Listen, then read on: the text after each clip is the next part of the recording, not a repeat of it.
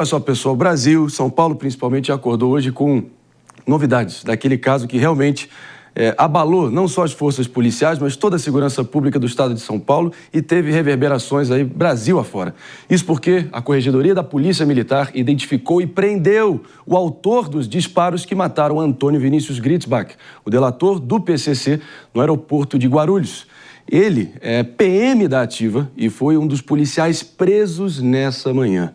A nossa repórter Valéria Luizetti está acompanhando essa história, tem todos os desdobramentos e trará os detalhes já para a gente. Enquanto isso, é aquilo, né? A justiça tarda, mas não falha. Mais um desses casos que, enfim, tem que ter paciência. Tempo e paciência, paciência e tempo são os dois maiores aliados aí na guerra, literalmente. Já diria Tolstói, meu caro Pepe. Não, exatamente, né? E essa operação, é bom lembrar, é uma operação que a Polícia Militar fez em decorrência de investigações da Corregedoria da Polícia Militar.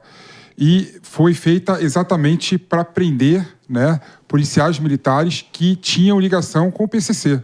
E dentre esses policiais militares que tinham ligação com o PCC, estava exatamente o policial militar que matou o informante, né, de forma covarde no aeroporto, né? Ainda bem que a gente viu essa operação acontecer.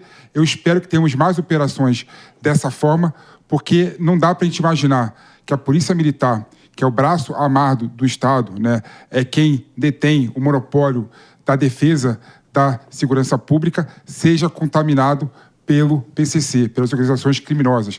Então, uma operação que foi bem feita, foi bem sucedida, não é? Além da prisão preventiva de 5 policiais, teve busca e apreensão em várias casas, em vários escritórios em São Paulo e na Grande São Paulo. Então, é uma operação que eu espero ver ainda mais vezes, porque não dá para a gente imaginar o PCC contaminando as instituições do Brasil. Há de se lembrar, pessoal, para quem não se recorda, o aeroporto de maior circulação do país, tirado ali a sangue frio, luz do dia, de forma, assim, brutal. O delator do PCC, dentre tantas perguntas ainda no ar, apesar da investigação muito bem conduzida até o momento, há de se reconhecer como o PP bem o fez, realmente como é que um sujeito, um delator, da importância dele, reunindo tantos elementos e provas, poderia não estar num programa especial a testemunhas, né? E estar ali vagando, livre, leve e solto, basicamente. Vamos com a Valéria Luizetti, então. Está acompanhando os desdobramentos e vai trazer as últimas atualizações. Tudo bem, Valéria? Muito bom dia. O que você conta pra gente? Bom dia, Marinho, e a todos que nos acompanham. Nós estamos aqui no Centro de Operações da Polícia Militar do Estado de São Paulo, onde daqui a pouco, às 11 horas da manhã, está marcado para começar uma coletiva de imprensa com relação a essa operação Prodotes que está sendo realizada hoje. Essa operação ela começou em março do ano passado, depois de uma denúncia anônima de que havia o vazamento de informações sigilosas de policiais militares a uma facção criminosa. De acordo com a Secretaria de Segurança Pública do Estado de São Paulo, estão sendo realizados 15 mandados de prisão preventiva, pelo menos 14 já foram realizados, e 7 mandados de busca e apreensão na capital paulista e também na Grande São Paulo.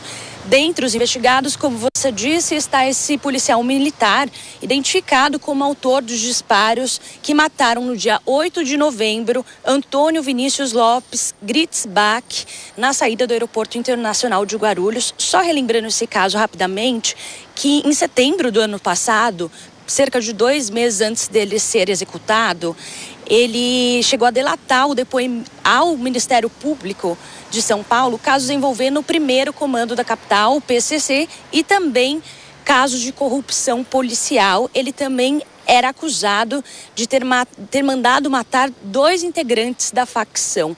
Enquanto isso, nós seguimos aqui acompanhando os desdobramentos dessa operação e trazemos atualização ao longo da programação. Eu volto com vocês no estúdio. Excelente, Valéria. Obrigado pelas informações e já vou acionando aqui a nossa bancada. Jess, ainda tem alguns pontos, alguns nós ainda a serem desatados, alguns pontos aí ainda a serem desvendados. Qual o principal que, na sua opinião, ainda está ausente ou pendente? Eu acho que o contorno do porquê não tá o acompanhamento dele, porque ele teria, né, uma das teses que tem sido colocada aí, tem sido, na verdade, dita, é que ele teria ele próprio recusado ali o acompanhamento da vigilância. Eu acho que existe um debate aqui sobre se um delator deveria ter direito a fazer isso ou não, tendo em vista que no bem-estar dele também estavam inseridas informações muito relevantes para o andar da investigação e que dentro do acordo de delação isso também poderia ser um dos pontos para a manutenção ali da vigilância e do contato com ele. Acho que uma coisa que nos impressiona bastante nessa operação em si também é a figura da corregedoria. O PP bem notou, foi uma operação da corregedoria. Para você que não sabe, o que a corregedoria faz? Corregedoria, de uma forma simples, é como se ela fosse a fiscalização ali dos policiais. Então, o policial errou, teve alguma coisa, vai para a corregedoria, eles respondem à corregedoria. E aqui nós vemos aí, bem mencionado aí, 15 mandatos de prisão. Então, assim, 15 policiais que estão diretamente envolvidos, que estão sendo investigados, seja em prisão mesmo ou uma preventiva, estão aí dentro deste grupo. Isso mostra o compromisso da Polícia de São Paulo com combater desvios dentro da conduta que pode acontecer dentro das polícias, sim. Então, assim, isso mostra um compromisso gigante com a resolução, com punir, e é importante essa mensagem, porque poucas vezes na história do Brasil, e aí a gente precisa mencionar aí os amplos estados, se debateu tanto ou se jogou tanta atenção na figura da corregedoria. Então, de fato, é um excelente trabalho da corregedoria e um excelente trabalho aqui da nossa polícia em São Paulo. E vale a pena mencionar, né, mano? São outros 12 PMs também foram presos, há mandados de prisão contra outros 2. Isso tudo vem ainda no embalo do Antônio Vinícius Gritzbach ter ali sido o pivô de um esquema faraônico de lavagem de dinheiro para o PCC e acabou envolvendo, enfim, não só faccionados, mas vários policiais aí completamente corrompidos. Em nome da precisão, já vou contigo aqui, declaração de hoje mais cedo do secretário de Segurança Pública, Guilherme Derrite, que entrou no olho desse furacão ali em setembro em diante.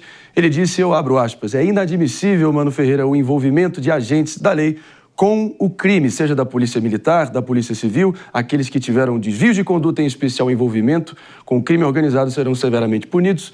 Sem deixar muita brecha, foi categórico, apesar de ter dito que ainda não se sabe o motivo do assassinato. Bom, eu entendo o ponto da Jazz, mas eu acho que é um tom meio otimista, no seguinte sentido. Vamos lembrar que a forma de atuação da PM de São Paulo, que agora está punindo adequadamente os agentes que deveriam ser da lei e, na verdade, eram do crime com farda, que estiveram envolvidos nessa história, eles estão sendo punidos. Mas nós precisamos desejar que a gestão de recursos humanos das polícias militares, não apenas em São Paulo, mas em todo o Brasil, sejam mais eficientes para evitar, por exemplo, que um policial a serviço do PCC se sinta à vontade a ponto de matar um informante da justiça em pleno aeroporto. E o fato é que a forma como estamos gerindo as nossas polícias não impediu que este agente, que deveria ser da lei e era agente do crime, se sentisse à vontade para disparar contra um alvo que deveria estar sendo acompanhado pela justiça em pleno aeroporto, que é extremamente monitorado. Então, a gente não pode esquecer o grau de ousadia que essa história representa desde o início. E não podemos achar normal que os bandidos tenham esse grau de ousadia. E esse grau de ousadia vem exatamente do tamanho da infiltração que esses criminosos têm dentro do aparato do sistema de justiça criminal. Em outras palavras, a pessoa é ousada a esse ponto porque ela acha que ela é a própria lei. Ele também era o policial. Então é como se fosse, não, a lei sou eu, logo eu posso. E, mascarado, matar uma pessoa em pleno aeroporto e nada vai acontecer comigo. Que bom que está acontecendo. Mas nós não podemos achar que o remendo é suficiente para elogiarmos. Precisamos repensar a forma de gestão das polícias para que não haja infiltração do crime organizado. Para ficar claro aqui, para todo mundo entender do que se trata, do que a gente está diante, né, Pepe? É basicamente uma caça aos policiais X9, né? São os que caguetam ali os seus pares, de certa forma, porque eram policiais da ativa e da reserva vazando informações estratégicas e sigilosas. E tudo isso, essa investigação começou em março do ano passado, após uma denúncia anônima, pessoal. Olha a importância também desse tipo de denúncia. Tão criminalizada, tão estigmatizada hoje em dia, né? Mas olha no que deu. E eis que o objetivo, obviamente, era vazar essas informações para as facções, eles se precaverem, evitarem prisões e evitarem serem punidos. É uma teia complexa, mas que, no fundo, se você filtrar, é um puro suco de corrupção, né? Exatamente, cara, puro suco de corrupção. Agora, tem uma questão que o Mano levantou aqui, eu acho que tem uma questão factual também, Mano, em relação a esse caso, né? Infelizmente, os protocolos das pessoas que denunciam criminosos têm que ser revistos, né? Não dá para uma pessoa dessa, por exemplo, que denunciou vários policiais militares, civis, vários membros do PCC, sair sozinho com a namorada do aeroporto, andando como se nada fosse acontecer, né? Então, ou seja, a gente tem que revisar também os protocolos das pessoas que denunciam o crime. Isso é bom até para as pessoas terem competência, terem coragem de denunciar criminosos e crime. Então, a parte factual, no meu modo de ver, também é um problema, né? Além da parte mais densa que você colocou aqui. Claro, a gente tem que evitar que policiais, que são as forças, né, de segurança pública do Brasil, sejam puxados para a criminalidade. Como é que a gente faz isso? Até porque, vamos combinar, a gente está falando, temos que rever o protocolo de proteção. Mas quem vai proteger o informante? A polícia. E a gente está falando da infiltração do crime organizado dentro da polícia. Então, pode ter o melhor protocolo. Se quem vai executar o protocolo está infiltrado pelo crime organizado, não vai resolver o problema. Não, mas aí eu acho que tem uma generalização aí. Não é todo policial. Existem várias categorias, existem grupos especiais. Nesse caso, inclusive, eu acho que valeria um grupo especial ter feito a proteção do Gritzba por tudo que ele sabia e claramente foi silenciado em um certo grau por conta disso. Mas, assim, a realidade é que o protocolo é extremamente equivocado. Ele é muito aberto. É esse o ponto que a gente tem que pensar aqui. Porque, assim, não é difícil para uma organização criminosa mais se infiltrar dentro de qualquer corporação mesmo, pessoal. Não vamos pensar só na polícia. Por quê? Porque no final do dia, o dinheiro é o fator que eles usam para corromper. E tem todos os contornos, sejamos sinceros aqui, meu trio querido, que é o famoso clássico caso de queima de arquivo, né? Talvez o Antônio Vinícius Gritzbach era o homem que sabia demais, né? E acabou dando no que deu. Agora, Pepe, ainda extrapolando um pouco aqui na discussão que eu acho bem importante a gente propor, é a questão da delação no olho dos outros é refresco, né? Delação do bem, delação do mal, delação de sinal invertido, um peso e duas medidas. E eis que esse instituto tão importante aí na nossa história recente, tão satanizado na história ainda mais recente, como é que fica a partir de agora? Porque precisa ser revisto. Não, exatamente, né? Tem que ser revisto. O protocolo tem que ser revisto, né? Tem que ser aperfeiçoado até a identidade das pessoas, até a forma de segurança das pessoas. Aí tem um ponto que eu discordo do Mano, né? Tem camadas, né? Né? Não toda a polícia é corrupta. Você não quis dizer isso. Não, eu sei que você não quis dizer isso, mas você falou o seguinte, quem vai proteger a pessoa que denuncia é o policial. Mas tem policial honesto que pode, de certa forma, proteger a pessoa. Eu vou defender o Mano aqui pelo seguinte. Calma, eu vou te deixar a oportunidade. Vamos dar a oportunidade. Os dois aqui vieram fazendo um contraponto até natural, previsível. Porém, o Mano tem crédito aqui na praça, pô. O Mano tem crédito na praça. Muito claro. Então, a maioria dos policiais é honesta, trabalhador e está a serviço da lei e da proteção da sociedade. Isso é óbvio. O que eu quero dizer é, nós precisamos repensar a forma como nós gerimos a polícia para ter uma camada de proteção, para ter um escudo que faça com que a infiltração do crime organizado sobre as forças de segurança se torne mais difícil. Esse é o meu ponto, que se a gente simplesmente faz uma revisão de protocolo, mas não reforça as camadas de gestão da polícia para tentar fazer com que ela esteja mais blindada da infiltração do crime organizado, não seria muito eficiente. Esse é o meu ponto apenas. De forma alguma estou generalizando que a polícia toda esteja a serviço do crime organizado, pelo amor de Deus.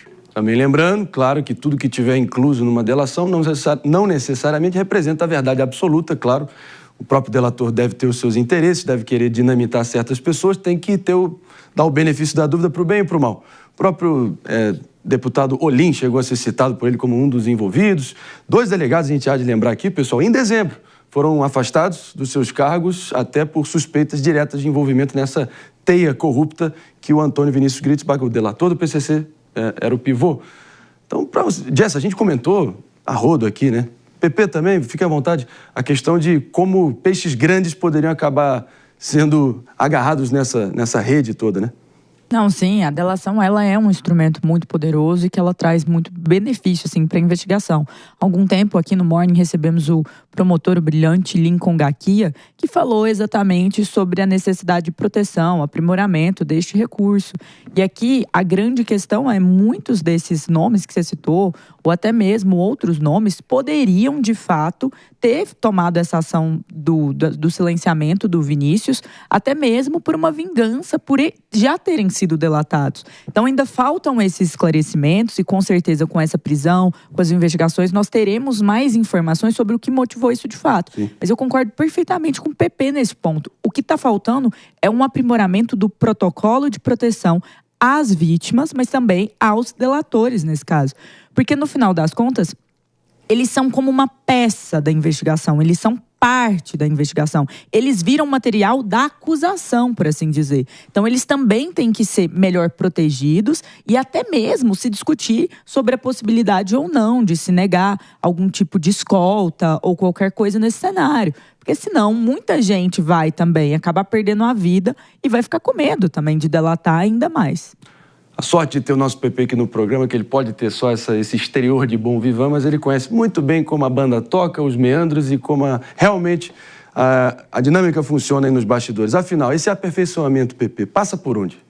Processualmente falando. Não, esse é o ponto de questões mais filosóficas do que prática, Marinho. A gente pode ficar discutindo como é que a gente faz para aperfeiçoar o modelo de delação premiada, de denúncia, o modelo para evitar que policiais entrem para a corrupção e se alinhem ao crime organizado.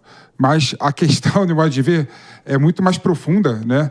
E muito mais densa. Até porque, vamos combinar o seguinte, né? A população, a sociedade, a ser humano vai ter corrupção. Então, corrupção vai ter sempre, né? Por mais que você lute contra a corrupção sempre vai existir, né? A gente está falando de policial que que está sendo acusado de corrupção e alinhamento com o crime organizado. Mas tem juízes, que a gente sabe, que a gente noticiou aqui várias vezes, que vendem sentença e recebem salários altíssimos, né?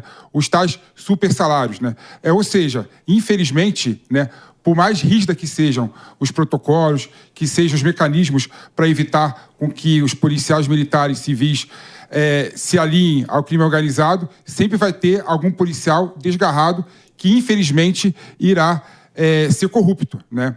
Então, no meu modo de ver, existem 2 modos que a gente pode fazer isso aí, Marinho. Primeiro, que é a questão repressiva, né?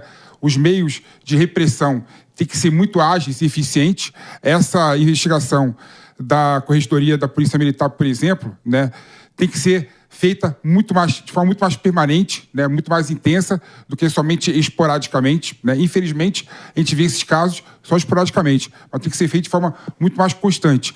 E a questão de modo de vista preventiva, né? A gente tem que ter policiais bem formados, polícias bem estruturadas para evitar esse tipo de aliciamento das forças policiais com o crime organizado. A gente estabeleceu logo na largada aqui, Mani Jess, também, que há de ser reconhecida a agilidade e a precisão também das investigações que tem que transcorrer conforme elas precisem para chegar a soluções. Posto isso, eu acho que... Queria propor aqui para vocês, porque as cenas são tão flagrantes, são tão grotescas, tão bizarras, que você, do outro lado, meu amigo e minha amiga, não tem culpa nenhuma em ficar paranoico na próxima vez que você estiver atravessando ali no aeroporto de Guarulhos e pelos principais pontos de concentração e densidade aqui na cidade de São Paulo. Porém, eu acho que levanta uma baita pulga atrás da orelha quando você vê que o governo de São Paulo, na Secretaria de Segurança, acabou afastando 2 delegados em dezembro. No caso, o Fábio Pinheiro Lopes, diretor do DEIC, o Departamento Estadual de Investigações Criminais, e o Murilo Fonseca Roque, de uma delegacia de São Bernardo do Campo, na Grande São Paulo. O que isso pode revelar para vocês, hein?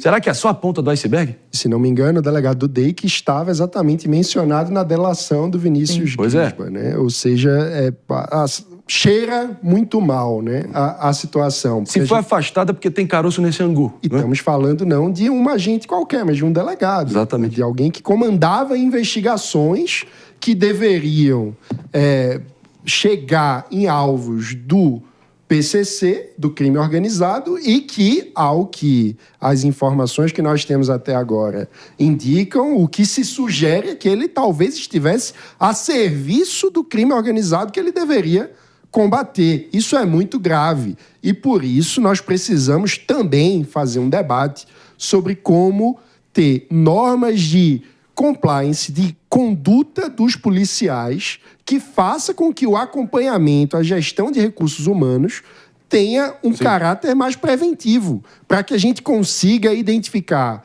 uma conduta desviada antes que ela se torne um assassinato. Porque alguém que está assassinando o outro, ele já está conectado ao crime organizado muito antes. Então, o fato dele ter chegado a ser alvo à luz do dia num aeroporto já mostra que nós falhamos em detectar a infiltração do crime organizado nas camadas anteriores. E isso significa que, ao longo desse tempo, nós certamente tivemos muitos processos, muitos inquéritos policiais que deveriam ter tido um curso natural e que provavelmente foram capturados, foram desviados do seu curso pela infiltração do crime organizado. Isso é inaceitável.